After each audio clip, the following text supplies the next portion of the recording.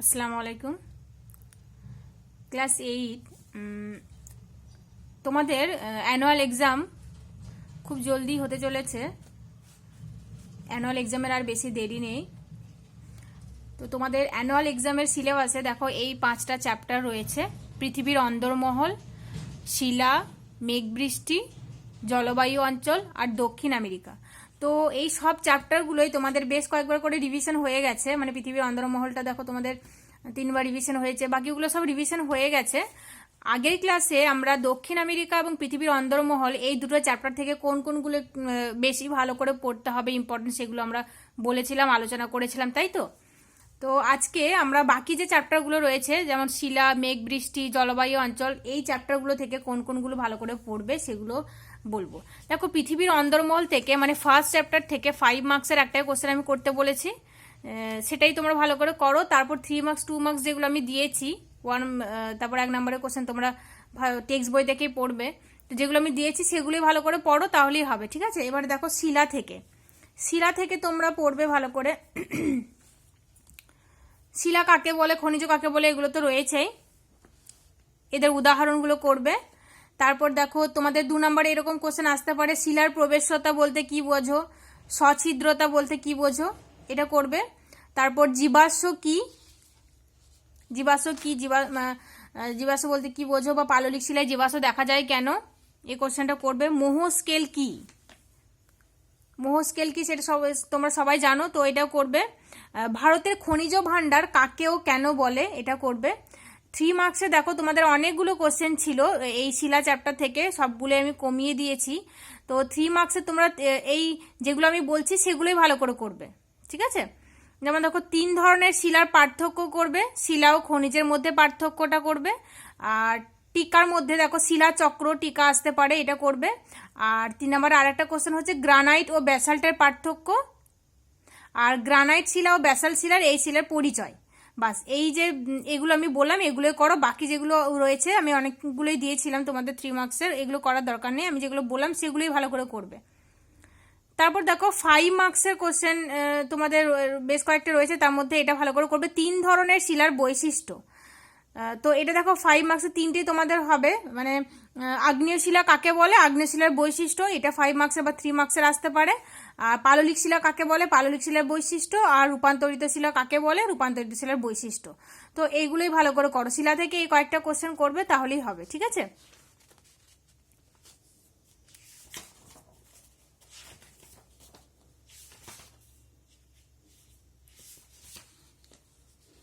তারপর দেখো, কয়েকটি রূপান্তরিত মানে শিলার রূপান্তরিত রূপ, যেমন গ্রানাইট থেকে নিজ শিলার সৃষ্টি হচ্ছে, এগুলো একটু পড়বে, তোমাদের এখান থেকে শর্ট কোশ্চেন আসতে পারে।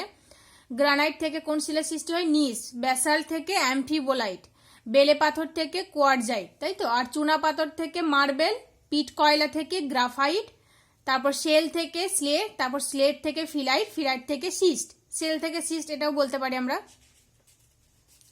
এগুলো পড়বে। আর বাকি যে শিলাগুলো রয়েছে, মানে এই যে দেখো পাললিক শিলার কয়েকটা ভাগ রয়েছে: চুনা পাথর, বেলে পাথর, কাদা পাথর, এগুলো তোমরা টেক্সট বই থেকে ভালো করে করবে, ফুটিয়ে পড়বে, কিন্তু এগুলো বড় করে মুখস্থ করার দরকার নেই। তারপর দেখো, স্ট্যালাকটাইট কি, স্ট্যালাগমাইট কি, এটা করবে। কাস্ট ভূমিরূপ বলতে কি বোঝো, এটা ভালো করে পড়বে। আমি দেখো সিলেবাস তোমাদের অনেক কমিয়ে দিয়েছি, মানে হাফ সিলেবাস কমিয়ে দিয়েছি, তো সেই জন্য তোমাদেরকে রিকোয়েস্ট করবো যে তোমরা পুরো চ্যাপ্টারটা খুঁটিয়ে পড়ো, অনেক খুঁটিয়ে পড়বে তোমরা। এখান থেকে প্রচুর শর্ট কোশ্চেন হবে, 2 নাম্বার কোশ্চেনও হবে, তো ভালো করে পড়বে পুরো চ্যাপ্টারটা, ঠিক আছে। তারপর দেখো, তোমাদের রয়েছে মেঘ বৃষ্টি। তো মেঘ বৃষ্টি থেকে তোমরা এই মেঘেদের পরিবার, যেটা আমি তোমাদেরকে ছকের সাহায্যে বোর্ডে বুঝিয়ে দিয়েছিলাম, সেটা ভালো করে করবে। মানে বেশি উচ্চতার মেঘ, মাঝারি উচ্চতার মেঘ আর নিম্ন উচ্চতার মেঘ, এদের নামগুলো ভালো করে করবে। এটা বিশাল বড় করে মুখস্থ করার দরকার নেই, টেক্সট বই থেকে খুঁটিয়ে পড়বে। যেমন দেখো, বেশি উচ্চতার মেঘ কোনগুলো, সিরাস মেঘ, সিরোস্টেটাস মেঘ, আর সিরোকিউমুলাস মেঘ, তাই তো। আর মাঝারি উচ্চতার মেঘ হচ্ছে অল্টোস্ট্যাটাস আর অল্টোকিউমুলাস। আর নিম্ন উচ্চতার মেঘ হচ্ছে স্ট্র্যাটোকিউমুলাস আর স্ট্যাটাস, আর একটা নিম্বোস্ট্যাটাস, তাই তো। তো তো এইগুলোই নামগুলো ভালো করে পড়বে। আর কোন মেঘ কিরকম এটা টেক্সট বই থেকে একটু পড়বে, মুখস্থ করার দরকার নেই, বুঝে পড়বে। তারপর দেখো এখান থেকে এরকম কোশ্চেন আসতে পারে যে ম্যাকারেল আকাশ বা ম্যাকারেল স্কাই কোন মেঘকে বলা হয়? তো সিরোকিউমুলাস মেঘকে বলা হয়। তারপর দেখো বাম্পি ক্লাউড কোন মেঘকে বলা হয়? স্ট্র্যাটোকিউমুলাস মেঘকে বলা হয়। তারপর দেখো থান্ডার ক্লাউড বা বজ্র মেঘ কোন মেঘকে বলা হয়? কিউমুলোনিম্বাস মেঘকে বজ্র মেঘ বা থান্ডার ক্লাউড বলা হয়। তারপর গুড়ি গুড়ি বৃষ্টি হয় কোন মেঘ থেকে? স্ট্র্যাটাস মেঘ থেকে গুড়ি গুড়ি বৃষ্টিপাত হয়। এইভাবে পড়বে ভালো করে। তারপর দেখো এখান থেকে বাষ্পীভবন বলতে কি বোঝো? সম্পৃক্ত বায়ু, শিশিরাঙ্ক, ঘনীভবন, এগুলো কি? এগুলো পড়বে ভালো করে। মেঘ কিভাবে সৃষ্টি হচ্ছে। তারপর দেখো এখানে তোমাদের বৃষ্টিপাতের যে শ্রেণীবিভাগ, বৃষ্টিপাতকে 3 ভাগে ভাগ করা হয়: পরিচলন বৃষ্টিপাত, শৈলক্ষেপ বৃষ্টিপাত আর ঘূর্ণবাদ বৃষ্টিপাত, তাই তো। তো এই 3টে বৃষ্টিপাত সম্পর্কে 3 মার্কস বা 5 মার্কসের আসতে পারে। তো এই 3টে বৃষ্টিপাত তোমরা ভালো করে পড়বে আর ছবিগুলোও করবে, ঠিক আছে। বিশেষ করে তোমরা এই 3টে বৃষ্টিপাত তো করবেই, বিশেষ করে তোমরা পরিচলন বৃষ্টিপাত ও শৈলক্ষেপ বৃষ্টিপাতটা এই দুটো ভালো করে করবে, ছবিগুলোও করবে, ঠিক আছে।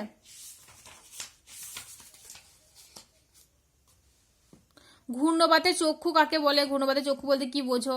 তারপর ক্রান্তীয় ঘূর্ণবাত বিভিন্ন জায়গায় বিভিন্ন নামে পরিচিত, সেই নামগুলো তোমরা পড়বে। যেমন বঙ্গোপসাগরে ক্রান্তীয় ঘূর্ণবাতকে সাইক্লোন বলা হয়, ক্যারিবিয়ান সাগরে হ্যারিকেন বলা হয়, আর চীন সাগরে এই ঘূর্ণিঝড়কে টাইফুন বলা হয়, তাই তো। তারপর দেখো ঘূর্ণবাতকে 2 ভাগে ভাগ করা হয়, একটা হচ্ছে ক্রান্তীয় মণ্ডলের ঘূর্ণবাত, একটা হচ্ছে নাতিশীতোষ্ণ মণ্ডলের ঘূর্ণবাত। তো এইগুলো একটু পড়বে ভালো করে। তারপর দেখো এখান থেকে আর ছোট ছোট কিছু কোশ্চেন আসতে পারে, যেমন দেখো গুড়ি গুড়ি বৃষ্টি কাকে বলে? স্লিট কি? শিলাবৃষ্টি কাকে বলে? তারপর তুষারপাত কি? তো এগুলো একটু ভালো করে পড়বে, মানে এগুলো হচ্ছে আরো কয়েক প্রকার অধক্ষেপণ, তো এইগুলো সম্পর্কে একটু ভালো করে পড়বে। তারপরে দেখো তোমাদের এরকম কোশ্চেন আসতে পারে যে শিশির ও কুয়াশা অধক্ষেপণ নয় কেন? শিশির ও কুয়াশাকে অধক্ষেপণ বলা যায় না কেন? এটা করবে। বৃষ্টিপাতের পরিমাণ মাপা হয় কোন যন্ত্রের সাহায্যে? রেনগজ যন্ত্রের সাহায্যে। সমবর্ষণ রেখা বা আইসোলেট কাকে বলা হয়, কাকে বলে? এটা করবে তোমরা, যে একই বৃষ্টিপাতযুক্ত যে জায়গাগুলো তাদেরকে যদি একটি কাল্পনিক রেখা দ্বারা যুক্ত করা হয় সেটাকে বলা হয় সমবর্ষণ রেখা বা আইসোলেট, তাই তো। তো এটা হয়ে গেল মেঘ বৃষ্টি। এরপর দেখো আমরা আসবো জলবায়ু অঞ্চল। জলবায়ু অঞ্চল থেকে তোমরা এটা করবে, জলবায়ু কাকে বলে, আবহাওয়া কাকে বলে, এটা করবে। তারপর দেখো এই জলবায়ু অঞ্চল এই চ্যাপ্টার থেকে তোমাদের প্রচুর শর্ট কোশ্চেন হবে। তো পুরো চ্যাপ্টারটা তোমরা টেক্সট বইটা ভালো করে খুঁটিয়ে পড়বে, বারবার রিকোয়েস্ট করছি আমি তোমাদেরকে যে টেক্সট বইটা তোমরা খুঁটিয়ে পড়বে, ঠিক আছে।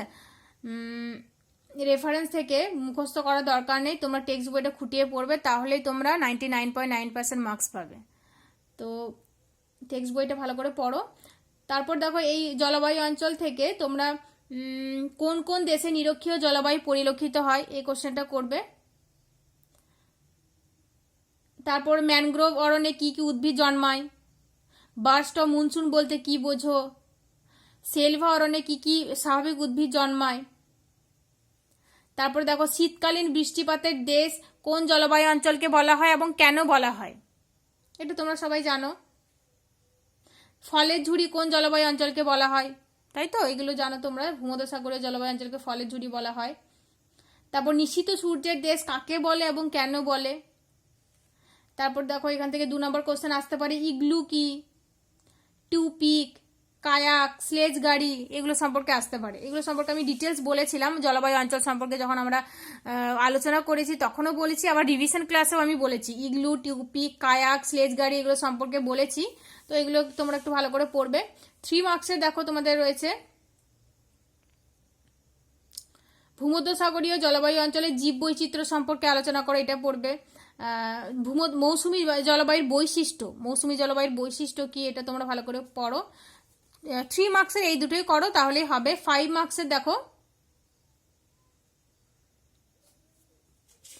5 মার্কসের তোমরা মৌসুমী জলবায়ু অঞ্চলের আর্থসামাজিক পরিবেশ ও জীবনযাত্রা সম্পর্কে যা জানো লেখো, এটা পড়বে। তুন্দ্রা জলবায়ু অঞ্চলের অবস্থান ও জলবায়ুর বৈশিষ্ট্য করবে। তুন্দ্রা জলবায়ু অঞ্চলটা ভালো করে করবে, ঠিক আছে? এই দুটোই পড়ো তোমরা, তাহলেই হবে। তো এখান থেকে মানে এগুলো যেহেতু রিভিশন হয়ে গেছে, দুবার রিভিশন হয়ে গেছে, সেই জন্য আমি খুঁটিয়ে আর কিছু বলছি না। যেগুলো ইম্পর্টেন্ট, যেগুলো ভালো করে পড়তে হবে, সেগুলোই বলছি আমি। তো এগুলো ভালো করে পড়ো, আর আমি বলবো না যে বাকিগুলো পড়বে না, বাকিগুলো পড়ো, কারণ এখান থেকে প্রচুর শর্ট কোশ্চেন হবে। তো সেই জন্য আমি তোমাদেরকে রিকোয়েস্ট করছি যে টেক্সট বই থেকে প্রত্যেকটা লাইন বুঝে বুঝে ভালো করে পড়বে। তারপর দেখো, নিরক্ষীয় জলবায়ু অঞ্চলের জলবায়ুর বৈশিষ্ট্য কি? এই বৈশিষ্ট্যটা করবে। নিরক্ষীয় জলবায়ু অঞ্চলে কি কি বন্য প্রাণী দেখতে পাওয়া যায়,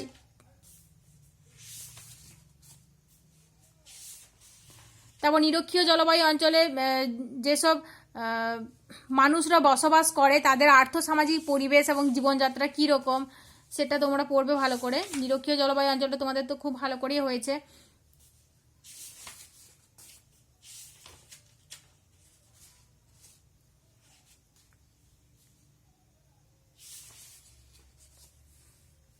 এগুলোই করো। তারপর দেখো তোমাদের দক্ষিণ আমেরিকাটা আমি আরেকবার বলে দিই তোমাদেরকে কোন কোনগুলো ভালো করে পড়বে, ঠিক আছে? দেখো, দক্ষিণ আমেরিকা চ্যাপ্টারটা, এটাও তোমাদের অনেক বড় একটা চ্যাপ্টার। তো এই চ্যাপ্টারটাও তোমাদেরকে আমি বলবো যে ভালো করে পড়ো তোমরা, টেক্সট বই থেকে খুঁটিয়ে পড়বে। তো এখান থেকে দেখো 2 মার্কসের অনেকগুলো কোশ্চেন আমি দিয়েছিলাম দক্ষিণ আমেরিকা থেকে। তো তার মধ্যে দুটো মনে হয় বাদ দিয়ে দিয়েছি, বাকি সবগুলোই তোমাদেরকে করতে হবে। 2-3টে বাদ দিয়ে দিয়েছি, বাকি সবগুলোই দেখো করবে তোমরা। তো তার মধ্যে কোনগুলো ভালো করে করবে আমি একটু বলছি।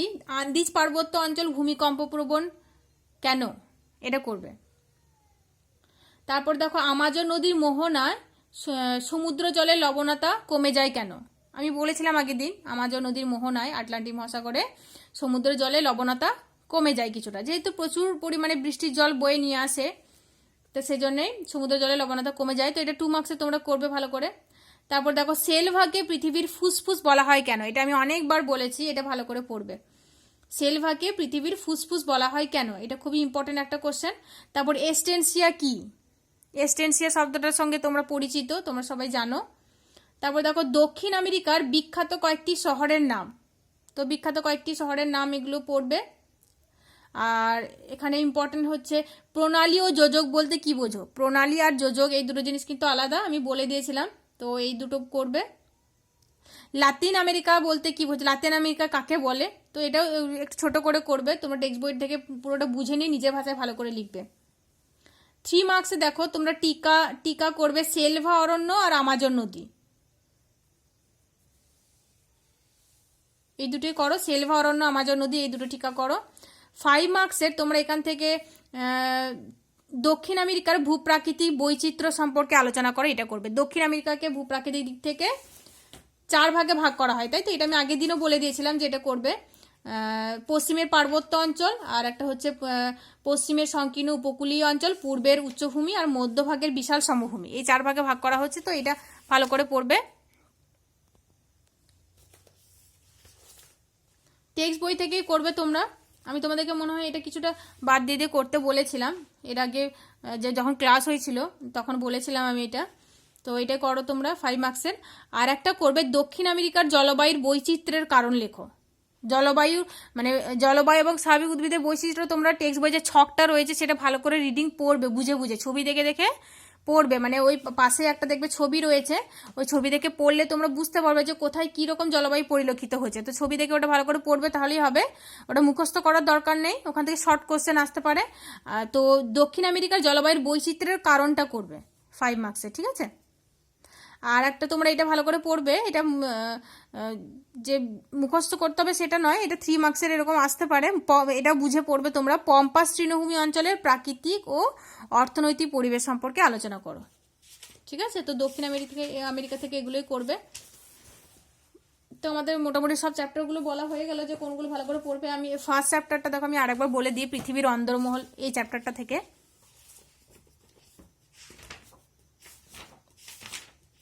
পৃথিবীর অন্দরমহল থেকে তোমরা ওই 5 মার্কসের একটাই কোশ্চেন করবে। পৃথিবীকে কয়টি পৃথিবীর ভূ অভ্যন্তরভাগকে কয়টি ভাগে ভাগ করা যায়, এবং সেগুলো সম্পর্কে বিস্তারিতভাবে আলোচনা করো। তো এটা পড়বে, তার সঙ্গে ছবি অবশ্যই দেবে কিন্তু, ঠিক আছে? ছবি প্র্যাকটিস করবে। একটাই 5 মার্কসে দিচ্ছি এই চ্যাপ্টার থেকে। বাকি যে 2 মার্কস 3 মার্কসের কোশ্চেন আমি দিয়েছিলাম সেগুলো সবগুলো ভালো করে পড়বে। যেমন দেখো এখান থেকে ম্যাগমা কি, লাভা কি, ঘনত্ব বলতে কি বোঝো, ঘনত্ব বা ডেনসিটি, এগুলো পড়বে। তারপর ভূতাপ শক্তি কি, ভূতাপ শক্তি কাকে বলে, তারপর ভূমিকম্পের তরঙ্গ কি কি ভূমিকম্পের তরঙ্গ পরিলক্ষিত হয়। তারপর দেখো এখানে পৃথিবীর কেন্দ্রের কাছে থাকা পদার্থগুলোর ঘনত্ব বেশি হয় কেন, এটা খুব ইম্পর্টেন্ট কোশ্চেন, এটা পড়বে। বিযুক্তি রেখা কাকে বলে, এটা করবে। আর কোন বিযুক্তি রেখা কোন দুই স্তরের মাঝখানে রয়েছে সেটা পড়বে। দেখো আমি একবার বলে দিচ্ছি, শিয়াল ও সীমা স্তরের মাঝে রয়েছে কনড্রাট বিযুক্তি রেখা। তারপর ভূত্বক ও গুরুমণ্ডলের মাঝে রয়েছে মোহ বিযুক্তি রেখা বা মোহর অভিষেক বিযুক্তি রেখা। তারপর ক্রফেসীমা ও নিফেসীমার মাঝে রয়েছে রেপিত্তি বিযুক্তি রেখা। তারপর দেখো গুরুমণ্ডল ও কেন্দ্রমণ্ডলের মাঝখানে রয়েছে গুটেনবার্গ বিযুক্তি রেখা। তারপর বহিকেন্দ্রমণ্ডল ও অন্তঃকেন্দ্রমণ্ডলের মাঝখানে রয়েছে লেম্যান বিযুক্তি রেখা বা লেহম্যান বিযুক্তি রেখা। তো এই বিযুক্তি রেখাগুলো পড়বে। তোমরা যখন ভূ অভ্যন্তরের শ্রেণীবিভাগ বিস্তারিত হবে মানে 5 মার্কসেরটা করবে তখনই তোমাদেরকে এটা পড়তে হবে। তো সেই জন্য তোমরা মানে যাতে উল্টো পাল্টা না হয়ে যায় ছকের মতো করে লিখে নিয়ে বা ছবিতে যখন লিখবে তো সে মানে ছবিটা তোমরা মাথায় রাখবে, ছবিটা মনে থাকলেই তোমাদের এই বিযুক্তি রেখা নামগুলো মনে থাকবে, ঠিক আছে? তারপরে এই যে 3টে স্তর ভূত্বক, গুরুমণ্ডল, কেন্দ্রমণ্ডল, 3টে স্তরের তাপমাত্রা, গড় ঘনত্ব কত সেগুলো ভালো করে পড়বে। শিয়াল এবং সীমার মধ্যে পার্থক্যটা করবে। আর ক্রফেসীমা এবং নিফেসীমা এদের যে কি কি পদার্থ নিয়ে গঠিত, ক্রফেসীমা আর নিফেসীমা কেন বলা হচ্ছে, ক্রফেসীমা ক্রোমিয়াম, লোহা, সিলিকন, ম্যাগনেসিয়াম নিয়ে গঠিত, আর নিফেসীমা হচ্ছে নিকেল, লোহা, সিলিকন, ম্যাগনেসিয়াম নিয়ে গঠিত, তাই তো? তো এগুলো ভালো করে পড়বে। তারপর দেখো বৈদ্যুতিক ক্ষেত্র তৈরি হয়েছে কোন স্তরে, বহিকেন্দ্রমণ্ডলে। তো এই চ্যাপ্টারগুলো থেকে যে যে কোশ্চেনগুলো আমি বললাম সেগুলোই ভালো করে পড়ো, তাহলেই হবে। অ্যাসথেনোস্ফিয়ার টিকা, এটা ইম্পর্টেন্ট, এটা আসতে পারে, এটা পড়বে। শিলামণ্ডল কাকে বলে,